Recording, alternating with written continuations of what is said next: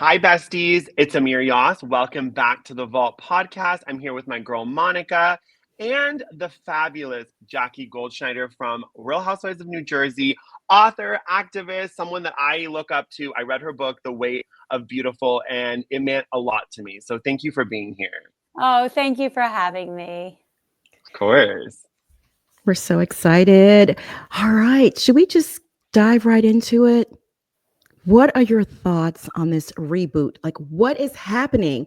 Are they recasting? Are the originals coming back? Give us the scoop. Okay, well, I can only tell you what I know, which is pretty much nothing. I know what you know, which is what I read in the tabloids.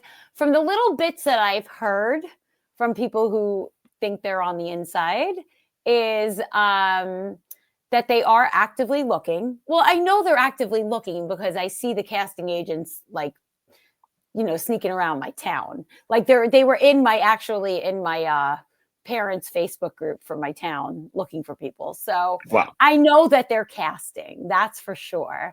I also know a few people that they've reached out to. So my guess is that they are looking all over New Jersey, because I do know that some of the people they were looking at are quite far away. And if they're quite far away, it makes me feel like maybe they are taking the show in a different direction, because it's really hard logistically to get people together from South Jersey together with North Jersey the way that we have to when you're filming, right? I would love if they kept some old, including me, and some new, and they went with that. But, we haven't heard anything. And either way, I would just like to know something so that we have some kind of like closure, Yes. or we can prepare to keep going. But we haven't heard anything. And my guess is that they are looking and maybe haven't found anyone yet. Interesting. It's hard to replace you guys. I mean, you're so dynamic. The audience, this is all we know. Yeah. So, but I do feel like it got too dark. So I don't think people would be mad at some fresh blood. Okay. I could see a little fresh, but you were on Teresa's podcast, I think it was a couple of weeks ago or earlier than that. And you had mentioned possibly coming back with you, Teresa. Who were the other two people? You mentioned 4 people with the new girls. If there was some OGs and then some new girls. Who were the other 2 people you guys mentioned? So, I mean, well, let me rewind just a little bit. In no way is this because of who I'm friends with or how I feel about anyone, because I'm not friends with Margaret. I feel like she's a fantastic housewife. I do. But I don't feel like the show would be the show without Teresa. Okay. And I also feel like if you're going to bring Teresa back, you bring Dolores, because the two of them have known each other. That gives you like the history and the groundedness of what New Jersey OG is. And then if I was to come back, of course, I would want Jen Fessler to come back with me. And I mean, Jen Aiden to round it out. But I'm not sure that that's going to happen. I think that I probably said Dolores, Teresa, me, and Jen Fessler, because the truth is, honestly, I don't know that I ever could come back full time, even if they offered it to me, because my kids are teenagers now. They value their privacy. They don't have the time to film. I'm not sure it would work for my family anymore. But as a friend, I bring a lot and I'm pretty cheap. So, I mean, the bottom line is that, like, if it's a money thing, I'm not going to cost you that much, and I'm always going to give you everything. So there's really no downside to bringing me and Jen Fessler back, right? So, yeah. So, and I'm close with Teresa. I'm friends with Dolores. Jen Fessler is very close with Dolores. So I don't know. Anything can happen. Anything. it's true. It's true. What do you think is going to happen? I like that. I like the Teresa bring you back. Jen Fessler, she's a hoot, right? Yeah, I love her. Jen Aiden for good measure. I don't know, considering everything going on right now with the whole Jersey Mike's debacle, but you never know. But speaking of dark, I just want to dive into that a little bit. What made you finally make the decision to go from Team Margaret over to Team Teresa? Because You guys were so close. Yeah. I mean, it doesn't happen the way that you see it on the show. That's the magic of editing. And I don't blame anything on editing. I've never like called the network and cried about editing. I'm not one of those. But it was very different than what you saw. It wasn't just like, oh, Margaret's not being nice to me. Let me be friends with Teresa. It didn't happen like that at all. Margaret and I had been growing apart. I found it hard to be her friend. She often was not nice to me. She's a lot to be friends with. You have to be very extremely loyal in a way where you put yourself second and you always put her first. And it wasn't for me anymore. And we never got in a fight. We just started drifting away from each other. And if you watch those early episodes, you'll see that she's very short with me, very demeaning towards me. And at Jen Fessler's birthday party, which was the first scene of season 14, Teresa and I were talking, and it wasn't on camera, and we were having a really nice conversation and catching up, and there was really no animosity between us. And by that point, Evan and Louie were friends. They texted each other a bunch, and it was that Teresa and I weren't friends. But the truth is that I was over everything. I knew my husband never cheated on me. She had told me a million times that she didn't mean to hurt me. And, it's kind of like we were both kind of over it. And we started talking and moving forward naturally. And by the time you saw that scene where we were at Jen Aiden's house for that pet party and we started getting very like friendly with each other, we were already like friends. It didn't just happen like, oh, I don't like Margaret, so let me be friends with Teresa. When somebody is warm towards me and they want to, and they make an effort to be my friend, I'm going to reciprocate. And that's the way it happened. And we realized that we liked each other, and we're still close friends. We like each other. I love that. Good. You see, I've heard things about Margaret, unfortunately. Well, I don't want to badmouth Margaret. I mean, I get that. She could be a fabulous friend. She's had the same friends for a long time, which indicates to me that she's a good friend to some people. To me, she was not a good friend. But to other people, she's probably a great friend. So, I mean, I don't know. When the season ended, I felt like it was so dark that I didn't want to contribute to the darkness. So I made it a point to not badmouth anybody anymore. Absolutely. No, I love that. Yeah, absolutely. Do you think with Margaret, it's not even a loyalty thing? Is it like she's threatened by you? Because you're like someone that doesn't need anyone. Like you stand on your own 2 feet. You're a lawyer, you're real estate, you're a mom, you're a wife. Like, and I'm not taking anything away from her. I'm just saying, do you think that there was a level of like, you didn't need her? Yeah, no, I think she's just doesn't like when other people do well in her circle. And I started noticing there were passive aggressive comments. And I think that's the reason why I started moving away from her. And I just think that she likes to be the top dog and she feels threatened by others. I'm not saying she feels threatened by me, but I've seen her get upset about other people doing well. I think that's the reason she doesn't like Teresa either. Probably. Yeah. Do you feel like, because I've heard things about Margaret, and I've heard that she tells some lies, and if you don't go along with the lies, she turns against you. I mean, I don't know specifically what you're alluding to. I don't know. That's I don't think I've had that experience with her. What really bothered me the most about my whole experience with Margaret is that after the show ended, she went on like a 6-month tour of podcasts bad-mouthing me and talking about like just flexing on that finale, which to me, I thought it landed with a thud because like we were both talking to the ex. She knew she's been talking to the ex for years. Fine. I had denied it. Of course I'm going to deny it. Why would I out myself? Right.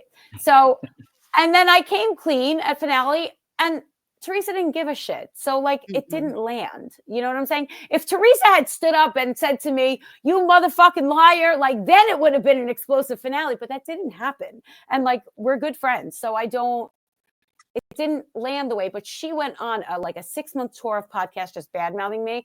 And I thought it was just very low-class behavior for you know, like you're almost 60 years old. Like grow the fuck up, you know? Grow Well, the fuck up. specifically the stuff about Louis' ex and not engaging with her and not plotting on Louis and Teresa, those type of lies is what I mean. She kind of, it's to me, it seemed like she wanted you to go along with that, and you didn't. She knew what she was doing. She had been talking to the ex for years. She wanted to make it look like I let her take the fall for years of. She's been talking to that ex almost as long as I have. So Right. Yeah, I mean, that's all I'll say about Margaret. She could be a great friend to a lot of people. She was not a great friend to me. You know, what happened for a reason. So that makes sense.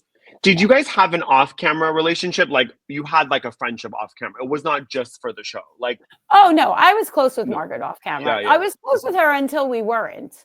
Until I started being uncomfortable in our friendship. I was very close with her for a number of years. You know, Melissa, I wasn't as close with. We went out all the time, but between, you know, if we went out to dinner like once a month, between the dinners, we wouldn't talk at all. Which is different than my relationship with Teresa now. Like we talk, like we'll call each other, we'll text each other. And we see each other probably less than I saw Melissa, but we talk more. Yeah. What about Danielle Cabral and the rest of the cast? No, Danielle came in hating me. Oh, wow. And made it a point to hate me from day one. And to be honest with you, I don't really care. Danielle is not my type of person. She's not somebody that I would be friends with anyway, even if she was nice to me. She's just not my type.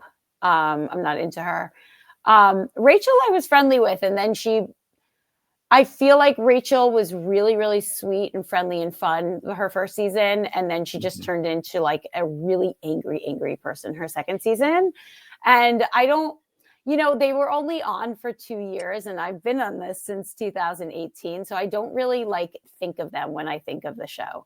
You know, like I know they're full-time cast members, but I don't think of them. When I think of Jersey, I always forget about them. Like I think of the 6 people that I was with, the same 6 people for 4 seasons. And so like, I don't really think I don't know. They came on and then everything went to shit, you know? So I don't really think of them.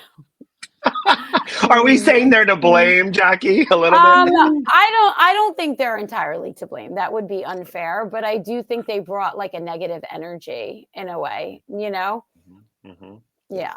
Yeah. Well, it's pick me energy a little bit. It's a little pick me energy. It is. Like it was just nonstop fighting. Like, you know, I feel like people don't want to see the same fight over and over again, right? So when Teresa and Louis sat down with Rachel and John Fuda, like that should have been a scene where they learned to work through something and we could all move forward. But because they absolutely refused to and wanted to have this like star moment where like they shine, the rest of the show suffered for it because you really can't move forward when 2 people hate each other so much. And then John Fuda wanted to be the star of the show. So he just kept making everything like angrier and angrier and wouldn't let anything move forward. And like everything just really fell apart. You can't have a show like that. Absolutely. It makes sense. And then does it kind of feed into what Dolores was saying? Like she did an interview and she said that if everyone had kind of like kept it together, that the show would come back, that the fights, they just took it too far. Is there like kind of relates to that what to Dolores Yes, said? they took it too far. Certain cast members took it too far. Like me, anything I will make up unless you do something absolutely horrific to me. I will make up with you, like, because I don't think anything is that bad. The whole world is so shitty right now. If somebody wants to make up and move forward and offer you a heartfelt apology, move forward. What are you doing? You know? So I think a lot of people this season were looking for their moment and we're looking for a way to push people out, and the whole thing backfired. That's what it was. It was this team mentality of like, if I can get everybody to hate 1 or 2 people, then we win. And it just backfired. It does seem that way. And in my opinion, I see one person in particular as the catalyst for that, but I won't go into it. I love that smile, by the way. I know what you mean. We see each other. We see each other. But my thing is, going back to that sit down with John, Rachel, and Teresa, I really wish it had went differently because it genuinely seemed to me like Teresa was trying to make up with them. She didn't want to fight, but they were hesitant at every turn. And then to me, it's like they were trying to hide their real lives. Like we really don't even know who they are. The Yeah. whole allegation about his past drug selling, he should have just came out and just owned up to it. I agree with you. I mean, everybody has shit in their past. I Yeah. mean, not everybody has armed robbery, but they, a lot of like everybody. We're not all selling kilos, but I get it. Just fucking own it. Just own it. Yeah, Right. absolutely. Yeah. Had he done that, it would have diffused everything, and it just would have painted them in a better light with the fan base. I just think that a lot of people came in this season looking for their Guns loaded. Yes, guns loaded, and it's just too much. Nobody wants to watch that. I mean, think of the state of the world, right?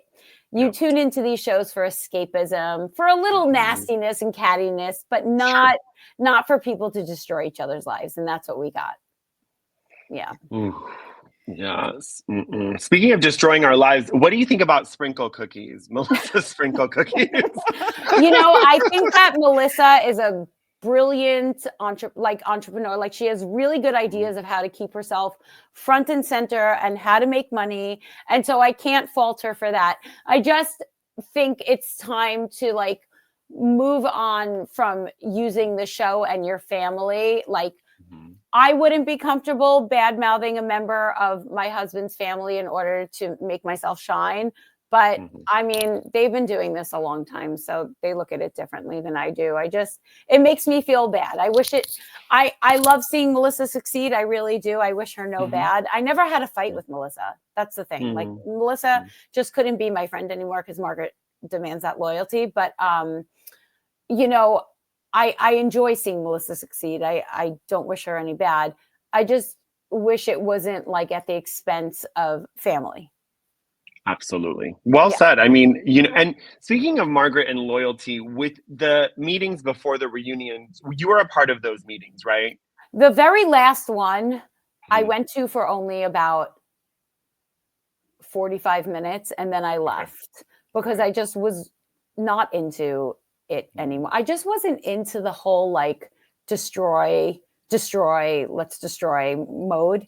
And I thought it was nonsense, and I didn't even want to go in the first place. And I was told you have to come, and I just thought the whole thing was so bitter, and I left. Yeah, I'm gonna call her Kiss the Ring because I really, I really don't want to, keep rehashing this. But can you give us the cliff notes? I wish I was a bug on the wall and I could just hear everything that went down because I know it was good stuff. Just give us the cliff notes of how that pre-reunion meeting went down. It really wasn't anything. There was the envelope that you saw at the reunion was there. I looked through it. It was filled with nothing. It was like not really much. I think most of the juicy stuff happened after I left, but it was definitely a plotting to but listen, that's what you got to do if you want to be prepared. I'm not faulting them for preparing, just pretending that it wasn't like let's get all our notes in order to take down Louis is ridiculous. Like, of course that's what they did, Right. Yeah. It seemed to have backfired because there was nothing there. Like you said, throughout the season, we didn't really see it. Like she thought we would have seen it, but yeah. And I have to tell you that since filming ended, Evan and Louis are friends, and I've gotten to know Louis very well. And he is there's not one bad thing that I could say about that man. He's so kind, really, really nice, very fun. I really have nothing bad to say about him. I think everything bad that we think about him, if anyone thinks anything bad, was created by his ex and really put out there by her, the people that she spoke to anybody that would speak to her. And it was really vocalized by everyone she spoke to. And she did a good job of convincing people that he was a monster. And, I don't know her experience. I can't say it wasn't real, right? She might have had a different experience than I have with him, But from what I know, and from everything I've seen from the way Teresa's daughters love him, to his relationship with Teresa, to Evan's relationship with him, I think he's just a great guy. And, you know, I feel bad for all the bullshit he was put through. Yeah, it was rough. Right. Very It was a rough. lot. And even if you've made mistakes, and a lot of people, you can have opinions, you watch these shows, you hate and love certain people, but he took care of a special needs child and he does it so well. He fit into their family so perfectly. Is he sometimes a little corny? Sure, but a lot of people are. Like, that's not something to crucify someone over. Like, yeah, 1000%. Yeah, definitely. So we are on the same page. Yeah, Listen, we wouldn't be on this show. I think in order to be on one of the Housewives shows, you have to have a personality that's a little bit different. Like, you got to be a little bit nuts. You got to be a little bit out there. You got to be louder. You got to want something that the regular person doesn't want. Most people run away when the show comes looking, especially in Jersey. You know, you know, but I think all of us are a little crazy in our own way. But, you know, at the end of the day, I think we're all good people. I just think it went too far. Even Margaret, I think she's a good person. I just think that it all went too far. Absolutely. And it did. And that's a question that we got from our followers that we wanted to ask you. Before you did the show, did you and Evan like sit down and have a little, like, you know, we talked to Talene from Dubai about this. Did you and your husband talk a little bit about like any skeletons, or like, okay, let's not talk about these things, or, you know, even, you know, with your eating disorder, like, were you like, I don't want to talk about that right away? Like, were there anything that was kind of off the table, or were you just like, no, I'm doing this, I'm going to be open and let's go? Well, my eating disorder was not something that I ever uttered a word about to anybody. So that wasn't even a topic, because that was mine and I didn't talk about it and I didn't acknowledge it. And there was no way in hell that was even coming up. So that didn't matter. I called my parents because my mom was excited about the show, because I wanted them to know that if I did go on the show and I got cast, I would be honest about their troubles with the IRS, and that I would be honest about being estranged from my sister. And they were okay with both of those things, because those are major parts of my life. And I didn't want to go in hiding anything. Me and Evan was not into the show at first. He then warmed up to it, of course. And seasons 2, 3, and 4, he was right there in it. But he at first really didn't want to be a part of it. So I tried not to. I mean, I've always respected his privacy. I wasn't going to tell secrets about him. We don't really have any like marital secrets to keep. I'm an open book in terms of like IVF. And I didn't want to use my kids as storylines. Like, remember that season of Dallas? Did you watch Dallas? I did. So I loved Dallas. But remember this season where the redheaded cheerleader, I can't remember her name right now. Brandy? Brandy. She had a daughter who was giving her attitude all the time, and she that was her storyline one season, and people really came after her daughter, and I always felt really bad about that. And I said I never want to use my kids as my storyline. So I was always Evan and I agreed that wouldn't happen. But apart from that, no, we really didn't. Nothing was off limits, because we don't really have any secrets between us, you know? Yeah.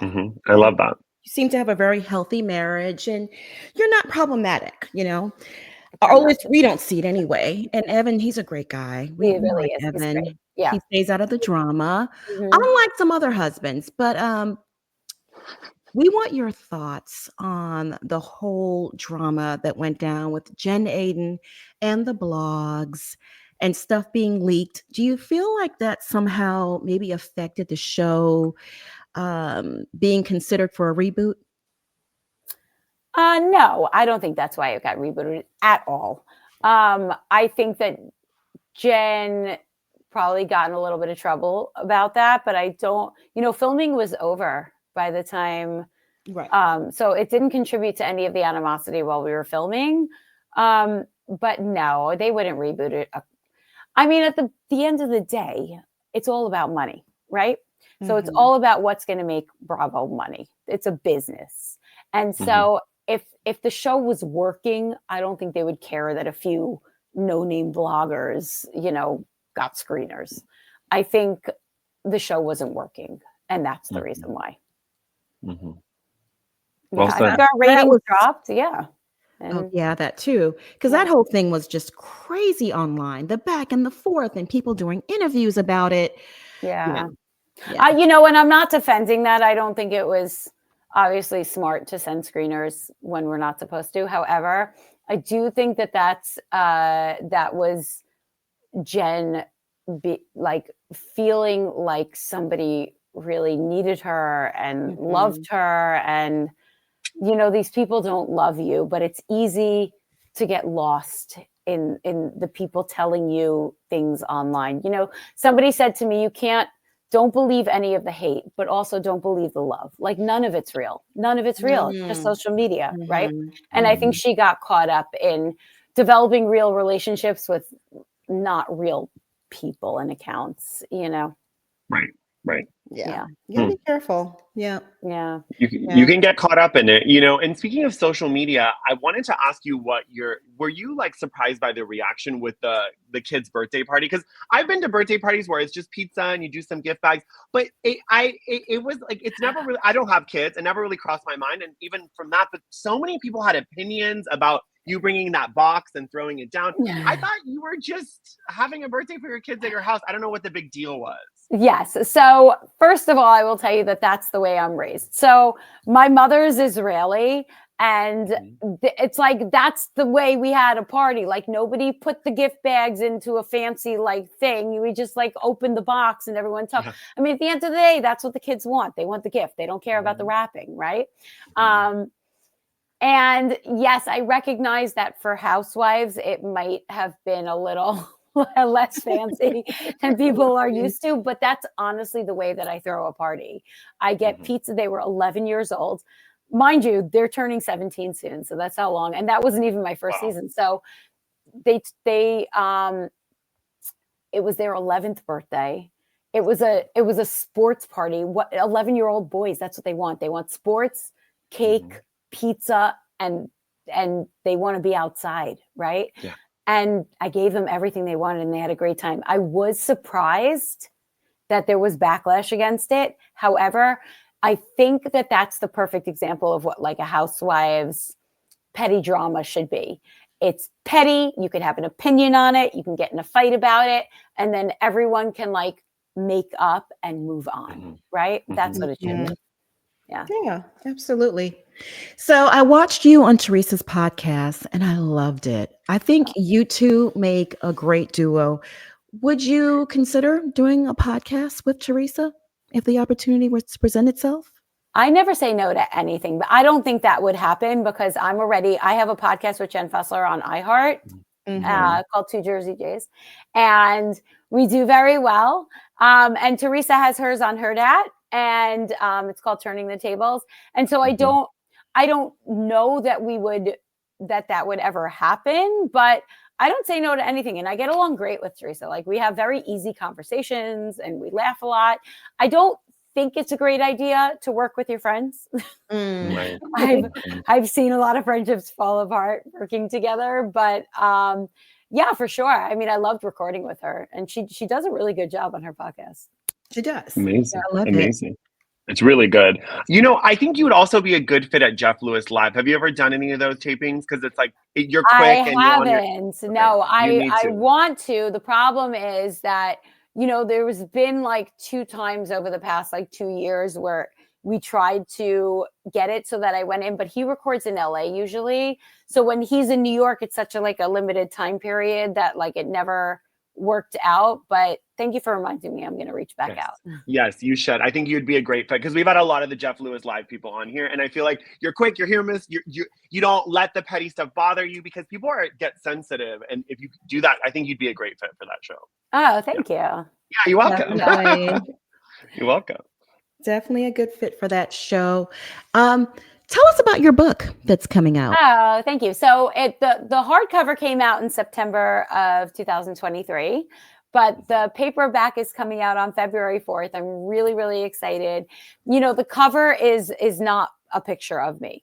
It's a really beautiful graphic, and I feel like it makes it a more worldly story rather than like my memoir. It's now a story about an eating disorder. It's a story about like losing yourself and finding yourself again, right? And I love that. And there's also, I wrote another chapter a few months ago, and it's really it's an update on where I am now, and maybe how recovery has not been what I thought it would be. I really thought recovery would be, once you make that decision that you're not going to let this eating disorder run your life anymore, that everything just kind of falls into place and then you find your way with food and everything is great. And that's just not how it happens.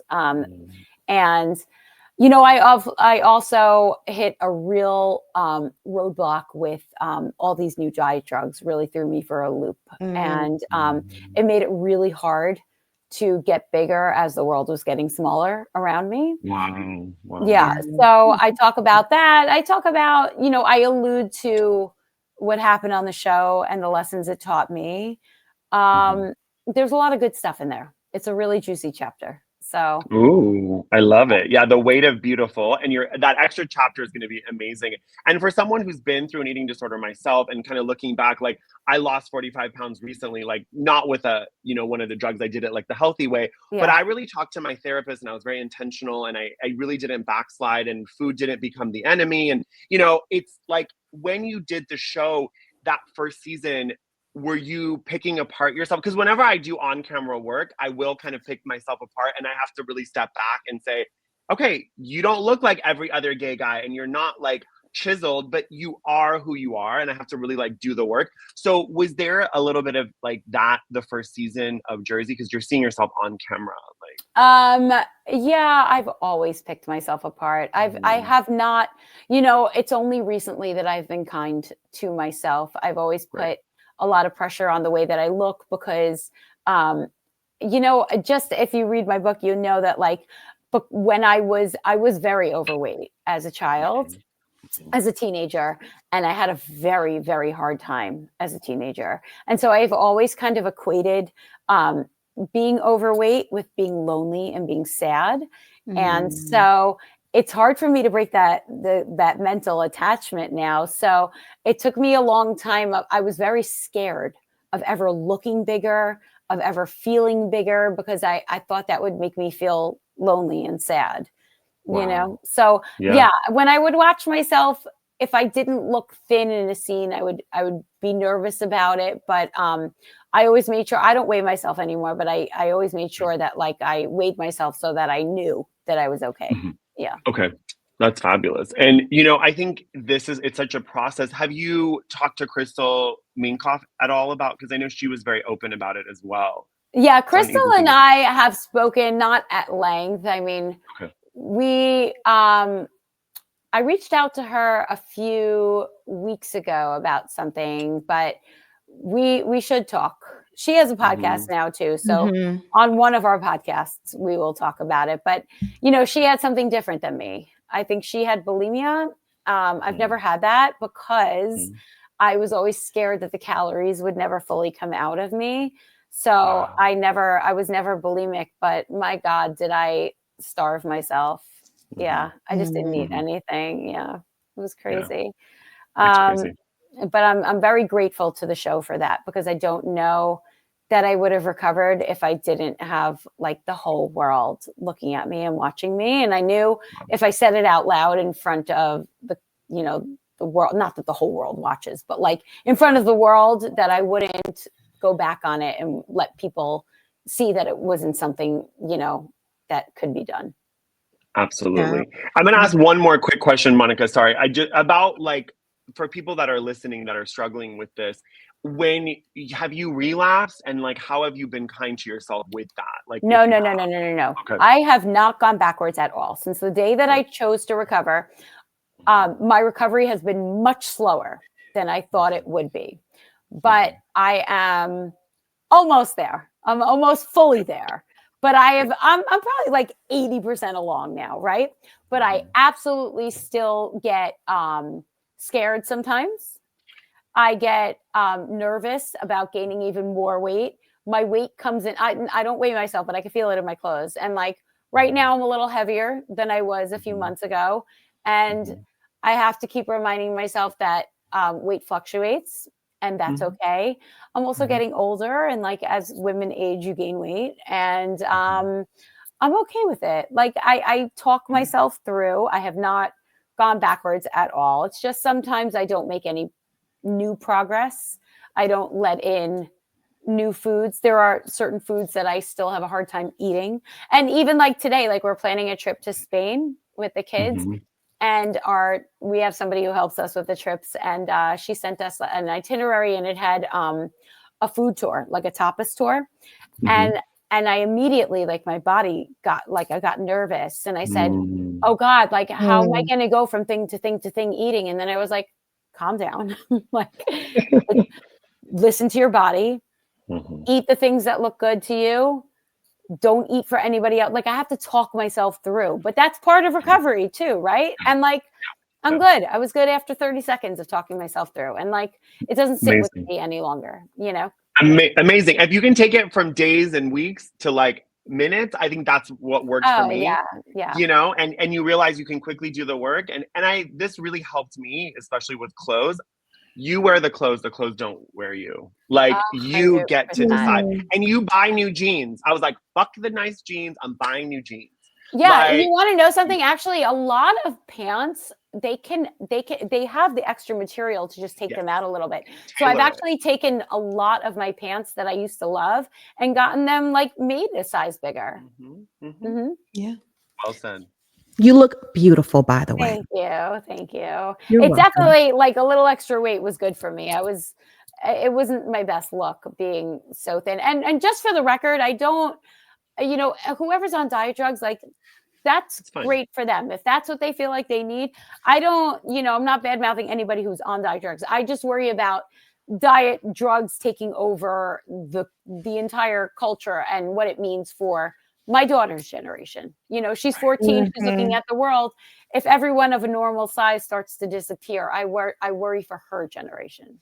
Yeah, absolutely. Like an Ariana Grande taking Ozempic. I don't think that's where it gets a little dicey. Did she take Ozempic? That's like the rumor. The rumor is I never around the wicked. Yeah. So that's like where I'm like, you're already very petite, and then you're taking. It can be dangerous. The problem is that they're not regulated the way that they should be. There should be no reason why people who are thin already or don't have a weight problem are prescribed Ozempic. That's the issue. Yeah. Sure. Absolutely. Can we pivot for a minute? I just want to talk other shows, other franchises. Right now, there's a lot going on. Can we talk Karen Huger on the Real Housewives of Potomac? Have you seen the body cam footage? I have. Yeah. It's I actually really like Karen Huger. I don't know why she would think that she would have been exonerated if that footage was out there. I assume she knew that footage was out there. I feel sad for her. I do. And I think I feel sad for her. I wish none of that happened. I wish, you know, like the same thing like happened on OC with God, I'm blanking on everything Shannon. right now. With Shannon. Shannon owned it. Shannon said, I fucked up. She owned it. She was the star of the season. Like I couldn't love Shannon more. Right? She owned it. Yeah. She owned it. And like she owned it like a fucking rock star. And she had everything thrown at her. That's it. I'm not saying it's right. Like drunk driving is a horrific thing to do. Because not only can you hurt yourself, you can kill somebody else. And like, we all know that. But Shannon handles it perfectly. I wish Karen, you know, she couldn't say certain things because there was a trial going on, but I wish she would have owned it a little bit more. And I feel sad about that body cam footage. She couldn't have felt good when that was exposed. Yeah. Did you know it was her 4th DUI? I didn't at that point. Yeah. No, I didn't know. I did not know, but I mean, Bravo has kept other people in the past, so they can't make an example of her, right? I guess, you know. Yeah. Well, she didn't come to the reunion, so I feel like sometimes that kind of maybe she dug her own Great. kind of situation. No, Mary didn't go to the reunion, and she That's got true. asked back as a full-time housewife. That's Yeah, true. I mean, Mary, I didn't watch Salt Lake City this season. I should have, but I made it through 3 episodes, and it was just a little bit like too much fighting, and I felt like I just needed a break from housewife fighting. I loved Potomac because that fighting wasn't there, and Mia is like a Michiganer. That's what we say in Yiddish. I like watching her. She's crazy. She's nuts, and I can't get enough of it. I love that kind of nuts. But Salt Lake City, there was just a little bit too much like fighting every episode, too much fighting. But I think it's a great show. But Mary's been like racist. She's had she didn't show up for a reunion. I mean, and she got asked back full time. So I'm not sure the rhyme or reason, but I know that the people at Bravo are brilliant and they know what these shows need. And so I trust with Jersey that they're gonna do what the show needs. You know, I'm not worried about it. I feel like I've been on it a long time. It's opened a lot of doors for me. And whatever happens from this point happens. I don't hate anybody. I can get along with anyone. I'm willing to make amends with anyone. So whatever happens, you know. I love that. I just hope it's not going to be like RHONJ, because RHONJ, they just kind of, they took a left turn, and I don't think they did a good job rebooting it. So I hope they don't do that to Jersey. But well, I don't think you can find the like fabulousness in New Jersey. Like New Jersey has fabulous people, but you're not going to find like the RHONJ people. Maybe they don't work well together. I didn't watch that this season either, but each one of them individually is like a really dynamic, fabulous person, right? And I just don't think you're going to find that in the suburbs of New Jersey. Yeah. Right. That's funny. Absolutely. Except for me, you know. I love that. So, you know, this being the Vault podcast, we like to open the vault. I mean, you've been very forthcoming, but if there's anything else that you want to go on a rant with, maybe a rude Bravo celebrity that you met, whatever it is, whatever you want to tell us, anything that you feel like you want to tell us. I don't want to rant about anyone. I feel like there's so much negativity out there. What would I say? I mean,